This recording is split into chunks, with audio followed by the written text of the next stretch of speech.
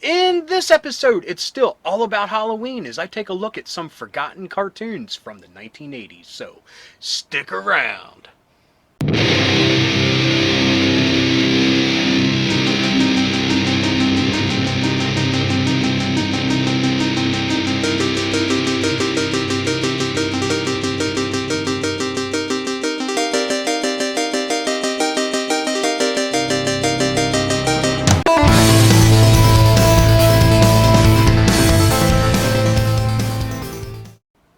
Hello, and welcome to Days of Dorker Past. My name's Rob, and in this week's episode, we're going to look at some of the forgotten 80s monster cartoons. Now, some of them, to be honest, are forgotten for good reason, but they deserve to be looked at because they're monsters. And monsters are awesome, and it's Halloween. So, first on the list is Dingbat and the Creeps. Now, I remember this cartoon vividly. It was paired with Heathcliff, the big fat orange cat, not to be confused with Garfield, even though I think he came out before Garfield, but we won't get into all that. But it was part of a segment on his show in 1980, right on the dot. And like I said, for some reason I vividly remember this cartoon. Um, it was about Dingbat, who is a dog vampire, Spare Rib, who is a kind of portly skeleton dude, and Nobody, which was pretty much a jack-o'-lantern with sneakers. Now, for some reason, back in the day, they just had to mock or emulate the Three Stooges' voices in a ton of cartoons. And this show was no different. You had the leader of the group, Nobody, who was the Mo. You had Dingbat, who was the Larry. And of course, the portly skeleton dude was your Curly. And as a kid, it probably didn't bother me, but looking back at these shows now, highly annoying. Very, very highly annoying. And I don't understand why back then they couldn't let voice actors find their own voice, if you will. They had to pretend to be the Three Stooges. That's just weird.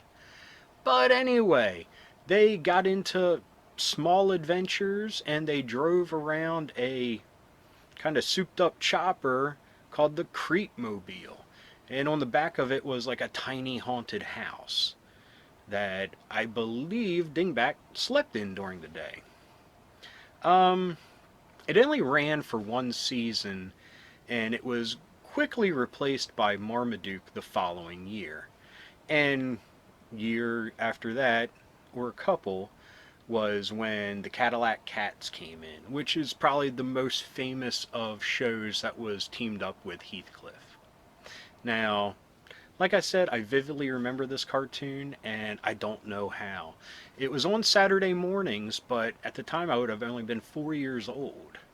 But for some reason, I have memory of it, and for that alone, I give it thumbs up, even though I hate the voices. Number two on the list, in no particular order, like usual, is the Drac Pack. Now, this is a show I don't remember as a kid, but I remember later on in life seeing it. And what this show was, and I'm surprised that it hasn't made a comeback in one shape or form because of how awesome of an idea it is, that it's three young dudes, teenagers or older, 20 somethings, we'll just say, that are descendants of the original Dracula, Frankenstein's monster, and the Wolfman. And being their descendants, they have their powers.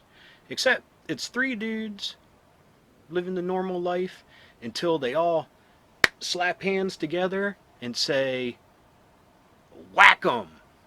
And then they all turn into their monster versions. This whack 'em move is called the Drac Whack. Yeah, I can't make this up.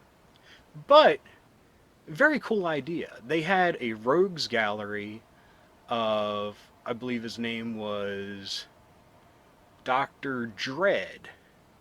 and he's this blue dude with a big fedora, and he was part of a monster criminal organization called Ogre, which was the organization for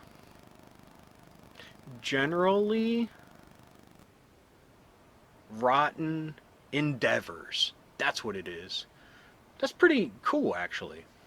And he had a rogues group with him that was Toad, Fly, Mr. Mummy Man, or just Mummy Man, and Vampira.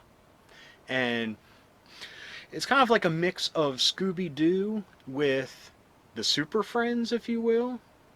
And this show is actually by itself. And there's something about that hand slapping thing, because for some reason that harkens back to the Thing Ring Do Your Thing crap thing cartoon. But anyway, it was a great idea. Came out in 1980 as well. Saturday morning cartoon. And like I said, it's a neat idea. I can't believe that it hasn't been, fleshed out for a revival in one way, shape, or form. I believe it was Hanna-Barbera did this, and you would think Cartoon Network would jump on that just to pump it for everything it's worth and then kill it after a season like they do with most things.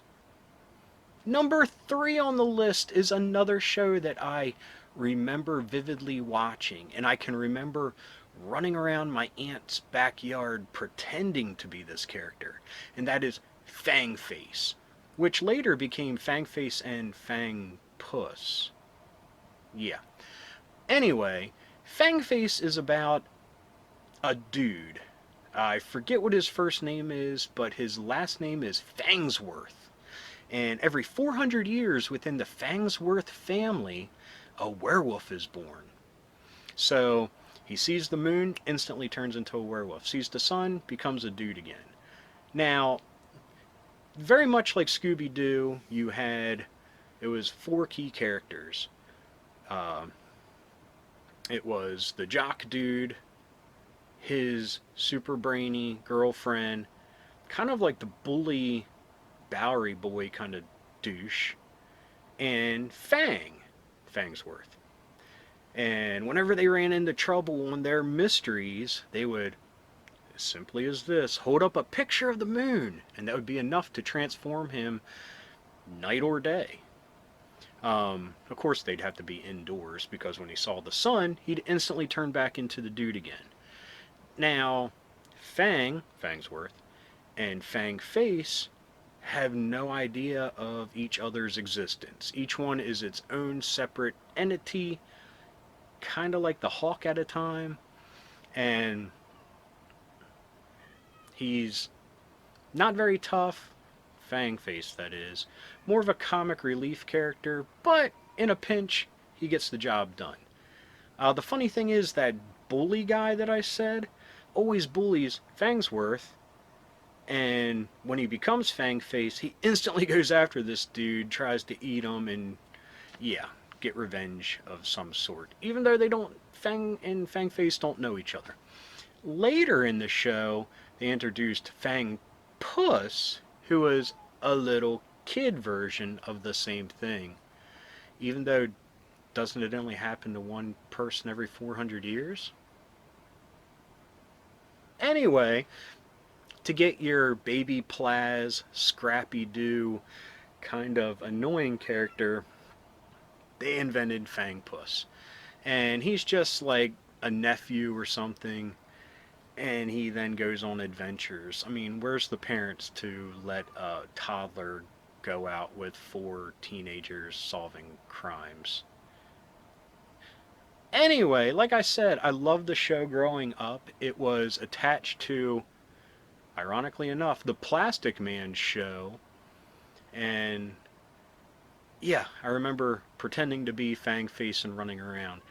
Very annoying voice again, with like a Joe Dorita, ooh, ooh, ooh type of voice to him. Again, another Three Stooges connection. But anyway, Number 4 on the list, in no particular order, is the Frankenstones. Now, of course, with stones in the name, it was attached to the Flintstones. The Flintstones really hung on for dear life in Saturday morning cartoons in the 80s. They had the Fred and Barney Super Show, the Bedrock Cops, the Flintstones Power Hour, whatever, until it got to Flintstones Kids there towards the later 80s. But they really hung on there and they kept reinventing themselves. One of the casualties of this reinvention every season was the Frankenstones. Now, if you can remember in repeats of the 60s Flintstones, they had neighbors called the Gruesomes that were very much an Addams Family ripoff, with like a little Gomez dude with shaggy hair and a Morticia-like lady and all that. Well, this was their homage ripoff of the Munsters, as it was a Frankenstein monster father, a vampire wife, a like weirdo girl. I don't even know what monster she was supposed to be modeled after. And Stubby Stein or something, which was like the son. Now, like I said, they were casualties of reinvention because during their first two go-arounds, the voice actor of Frankenstone, gave him a very Boris Karloff kind of voice. Then they did a movie that had nothing to do with the two previous incarnations, where it was voiced by Lurch from the Addams Family. So, very cool voice, but the character didn't have any relation to its past two selves. Then the third version was voiced by Charles Nelson Riley.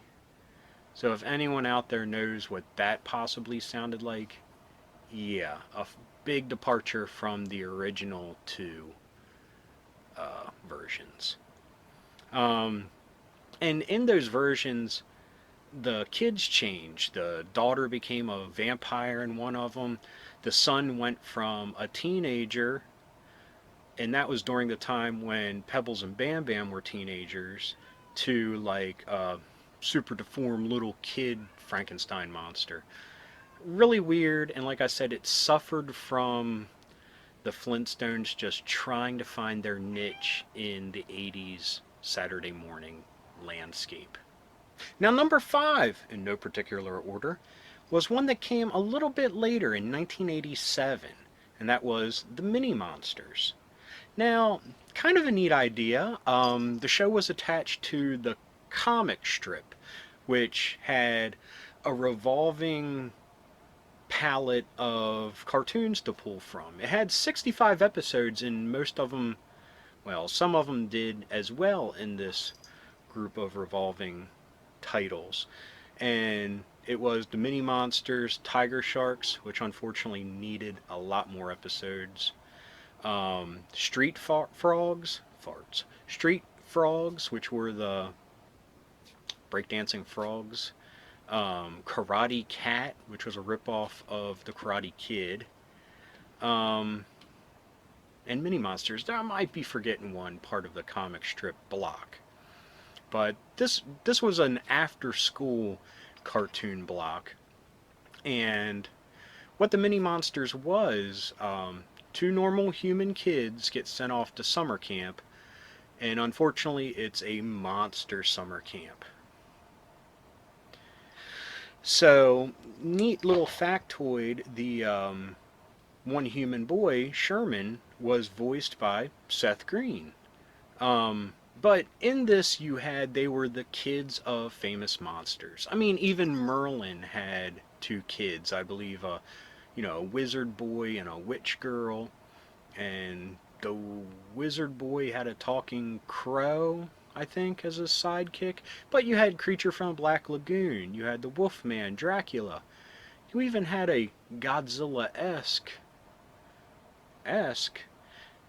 parent with a little reptile kid named Klutz. As you can get from his name, he was the Klutz of the group. But it was a neat cartoon. Like I said, it came out in '87, so I was 11 at the time, so it might not have been my cup of tea at that time, but looking back at it, it was a fun show. Kind of in the vein of Camp Candy, if you remember that, but with monsters. So, awesome. Now, number 5 on the list is another show that got latched on to the whole Fred and Barney Flintstones chaos in Saturday mornings, and that's the new Shmoo. Shmoo, if you don't know, was part of the Little Abner comic strip way back in the day, and it's a little white whiskered blob. A little monster critter, if you will, that could turn into anything, stretch. Very cute. Like I said, he has whiskers, which kind of makes no sense and is weird. But he was very neat. And in this show was a complete ripoff of Scooby-Doo. But it's by Hanna-Barbera, so can you really rip off yourself? They found a formula and they just kept going at it. So the Shmoo would go up against monsters, aliens, sea serpents, what have you, on a weekly basis on Saturday mornings. It only lasted one season, of course, and it started in 1979 and ended in '79. But they had some episodes to burn off, so they took those with some of the old ones and attached them to the newest incarnation of the Fred and Barney show at the time.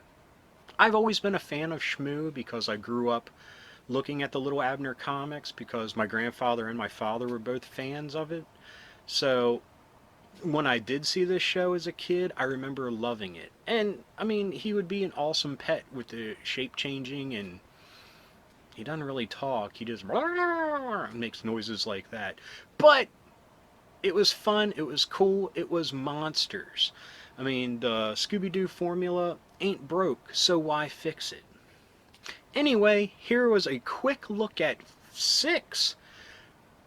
Always do 6. Got to give you that one extra. 6 forgotten 80s monster cartoons. Like I said, it was quick. I'm sorry. Can't really go into too much detail over these shows because they are that forgotten where there's not that much of a footprint left online. So, if you remember them, let me know in the comments.